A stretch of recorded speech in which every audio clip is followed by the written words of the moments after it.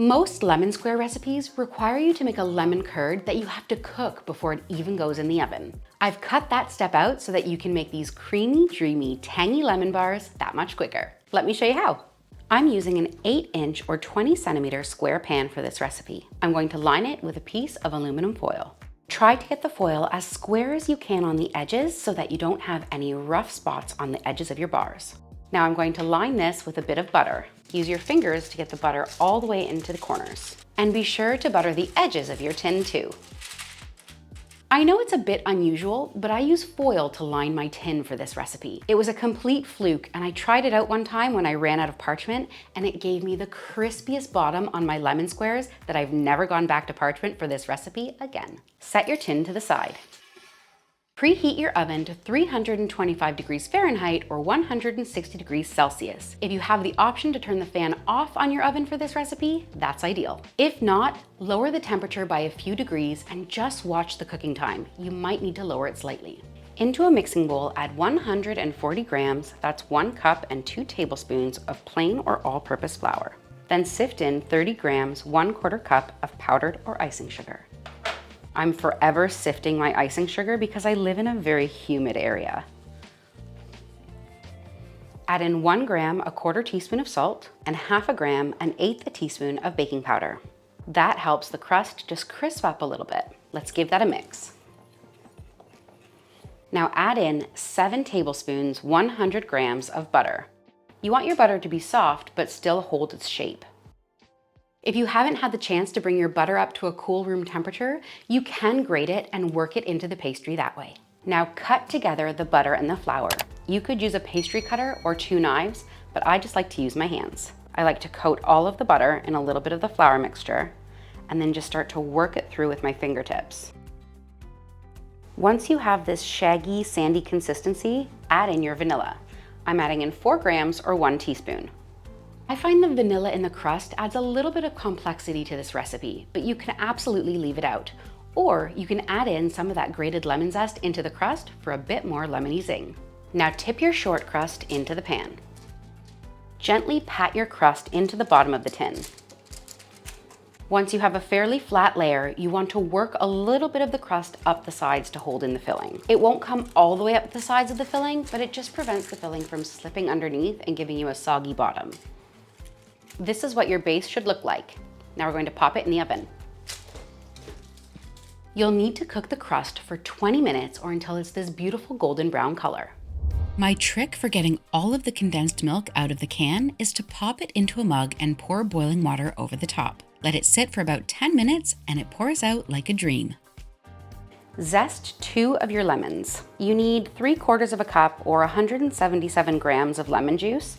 And when your lemons are this size, they're quite small. I'll probably need about 4 of them, but you want to make sure you're using fresh lemon juice for the best flavor in this recipe. I like to put the zest of 1 lemon into the filling and then the other one for sprinkling on top. Another hot tip for getting the most juice out of your lemons is pop them in the microwave. Mine are going in for about 30 seconds just to soften them up in the inside. Give your lemon a little roll on your board, and that also helps to break down the cells inside the lemon. Cut your lemons in half and then juice them until you have 177 milliliters or 3/4 cups.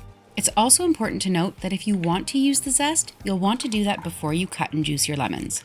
Otherwise, it will be impossible to get the zest off. When a recipe calls for a specific amount of lemons, I'm always a little bit dubious. Some lemons give off more juice than others, so it's really important to measure your juice. Empty your tin of milk into your bowl.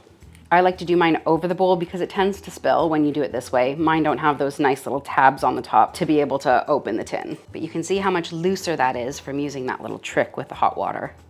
Give that a good scrape and get all of the condensed milk into your bowl.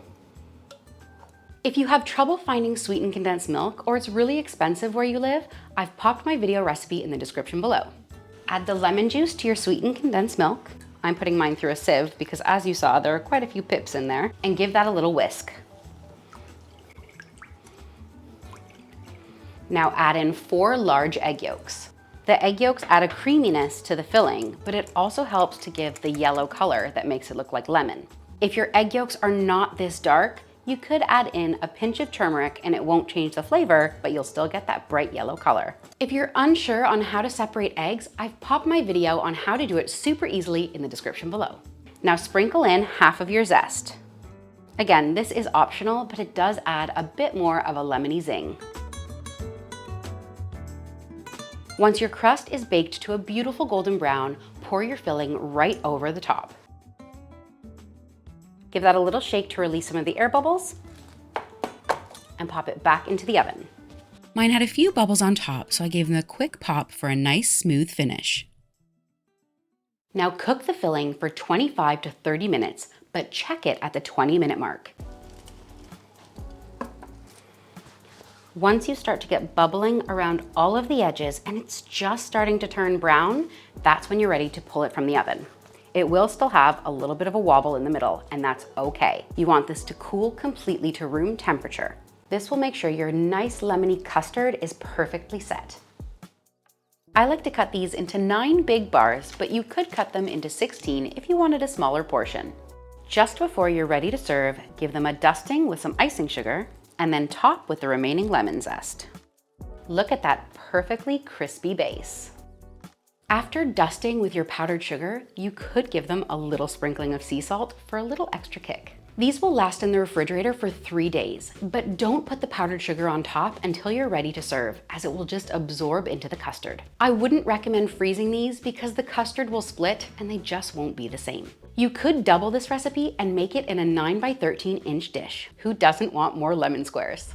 If you're a lemon lover like I am, you have to try my lemony pasta. It's the perfect summer dish. If you found this video helpful, please head down below, hit the like button or the hype button, and leave me a comment. Thank you so much for watching, and I'll see you next time.